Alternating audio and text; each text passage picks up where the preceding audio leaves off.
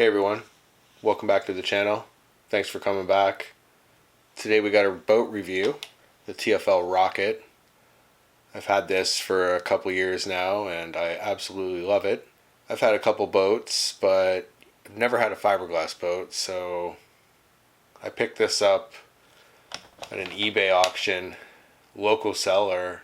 I was super lucky to get it, so I got it for a very good deal, much less than you would see it on AliExpress or from TFL USA. So yeah, it's awesome, and we're gonna go through it. The TFL Rocket. It is a 25-inch long fiberglass boat. The stand, laser cut wood. 25 inches long, fiberglass, very well constructed. Came with a 70 amp ESC. I run this at 3S, so yeah, it goes. It's super fun. It's a little dusty, so that's why we're doing this video. We're going to do some maintenance on it. I'm going over it, seeing what I need.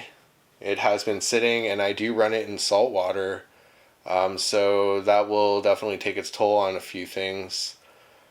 A lot of you might be cringing who are into boats, but I rinse it off in fresh water after. But what we're going to do today is we're going to grease the prop shaft, check everything out in here, make sure everything's cool.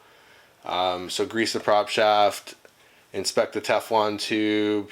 I've noticed there's some cracking in the rubber here, so we'll look at getting another boot.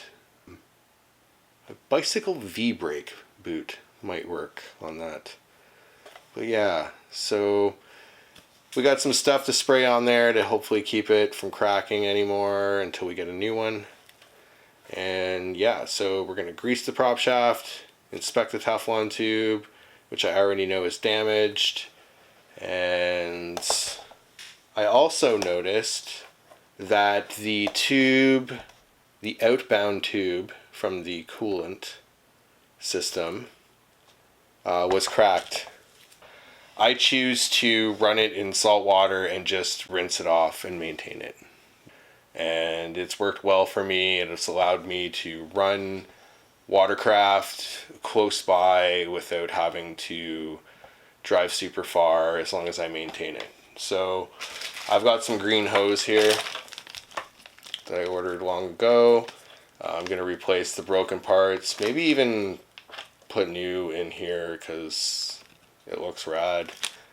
So yeah, 2800 kilovolt motor, 70 amp ESC, worked right out of the box, no issues at all. I put one of those little alarms in here so that when the pack gets low, it'll just beep.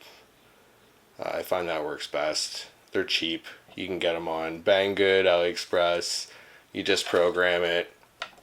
And once the voltage comes up that you've set in there, it will just start beeping. So works great. Also, I have a servo to throw in. I just get these low pro, was it SPT? So they work well in two-wheel buggies for like novice. If you want something that's durable but doesn't break the bank, they're like 30 bucks Canadian, so they must be way cheaper in the States.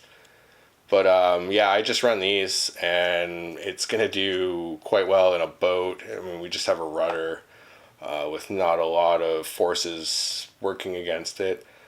So yeah, it'll work. 12 kilograms, pretty quick too. So if you have an on-road car, or you have a two-wheel buggy, and yes, I wouldn't recommend it for carpet, but I would recommend it for dirt, maybe lower grip dirt, maybe not super high grip dirt. It's strong though, don't worry, like it does have metal gears, it holds up, so we're going to throw that in, and then we'll take it out for a run. Definitely. So stay tuned after the video. I'm obviously going to take it for a run, make sure everything's good. We'll do some speed passes, and yeah, so let's get into it. So as for all the trim adjustments, and the rudder and everything back here. It's got brass bushings everywhere, so it's very well made. They're using a 5000 series aluminum, like 5051, I believe it is. I'll have to double check that, but it is marine grade, so it doesn't oxidize as easily. But yeah, so pretty nice stuff back here. Lots of adjustability. You can get it on plane pretty quick, and yeah, so far so good. I mean, that's me running it in salt water, and it's still in decent shape. Obviously, the edges of these plates here need a little bit of a buff. A lot of this is just dust, though, so